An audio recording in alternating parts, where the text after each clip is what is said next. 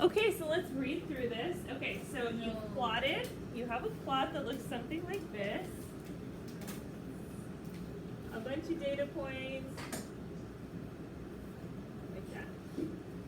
It's okay if you haven't annotated your graph yet, but volume of hydroxide added, and then pH here. So you would know if you didn't plot this correctly if there's a big gap here, or a little gap. Your first data point should be at 0. 0 milliliters added. Okay, so you're going to add a title. I'm just reading through. You're going to add a title. You're going to label the axes, include major and minor grid lines, unless you've talked to me about that. And then you want to draw a dot or an arrow approximately at the equivalence point. So again, this won't probably be a data point. I would say, the straightest part of my curve here would be right there. So I either draw a dot. If you print it out later, you can do this, or on Excel, you can draw a little arrow. So that just lets me know this is where I think the equivalence point is. That was letter D. And then it says, using the equivalence point, draw a straight line down to the x-axis to indicate the equivalence point volume. Okay, so either a little dotted line or an arrow going down, and then volume at equivalence point, and you'll write that. You can insert a text box, in Excel directly on the graph. You could print it out and write it, there are options. So volume at equivalence point. Okay, then F, identify the pKa. If you need help, reference page 3 of the lab, and then write the pKa on the graph. So how do we find the pKa? I first have to do what to the equivalence point volume?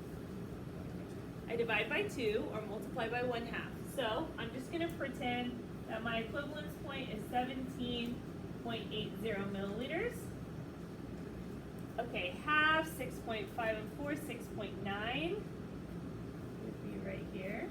Oh, it's not 6, sorry, 8.9. So it would be 1/2 volume at equivalence point, 6.90 milliliters. Oh, sorry, I keep saying 6, 8. 8.90 milliliters. Okay, and then from there, what do? I have my x value, which is 1/2 the equivalence point. I draw a line up to the curve. That corresponding y value is your pKa.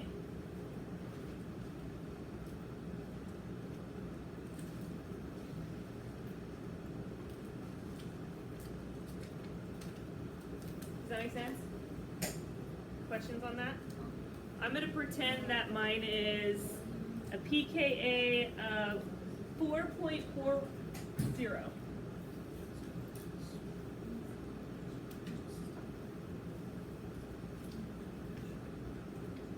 Anyone else have a pKa yet? Kyle, did you get one?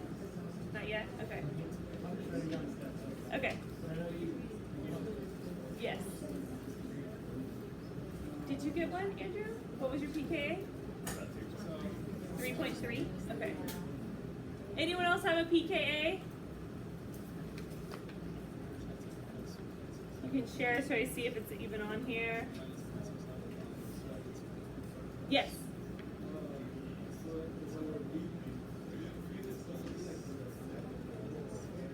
Is which part is supposed to be in your near the 7? The equivalence point?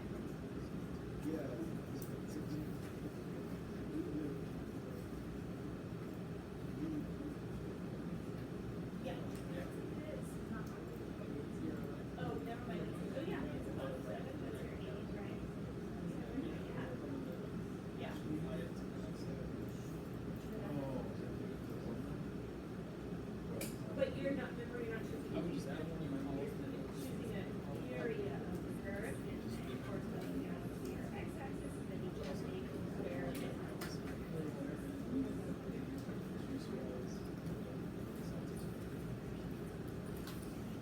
Okay, so hopefully you have your pKa.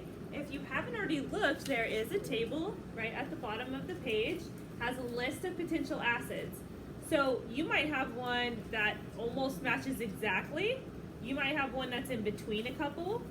So getting the equivalent mass is going to be helpful in narrowing that down. Okay, so you have the pKa, great. I have a pKa of 4.40. To me, it looks like mine is cis-cretonic, okay, because mine's made up. I just, chose that number. Okay, but let's go on to part 2, calculating equivalent mass, because that's the second piece of information you need to narrow down what your acid is. Okay, so it says calculate the equivalent mass below. Equivalent mass is equal to the mass of the acid divided by moles of H plus ions.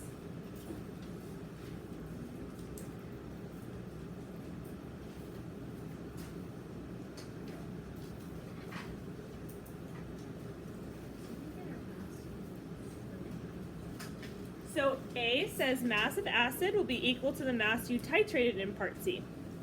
I think all of you just did one trial.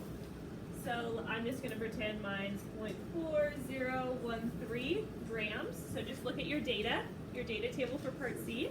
That goes in the numerator. So this right here is data from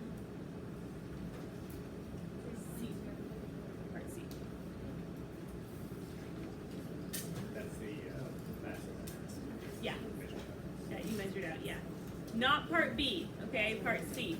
Part B, you already used that information.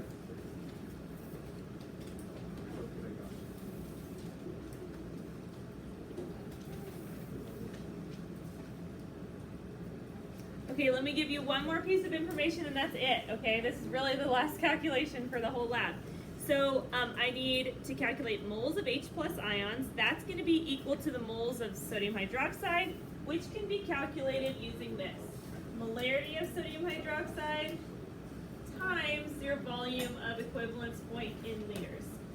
So if my molarity was 0.1205 moles per liter and I had an equivalence point of 17.8 milliliters, this would give me my moles of H plus.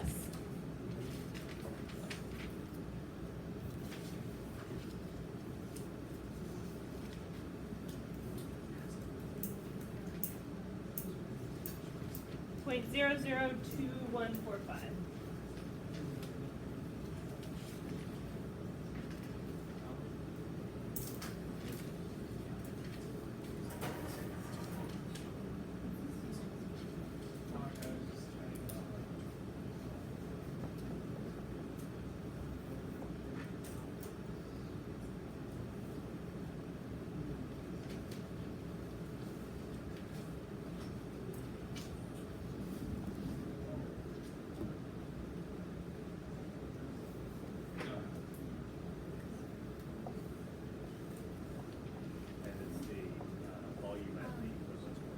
Yes. After you get that number, you'll look at your table. Give me your acid code number, your equivalent mass that you calculated, your pKa, and at the very bottom, you'll write the identity. So what you've chosen to be your acid's identity, and you'll get graded on that. So if you got good enough data to get the right acid, you'll get full credit. If not, you'll get partial for doing the calculations. After you've done that, you are done with calculations.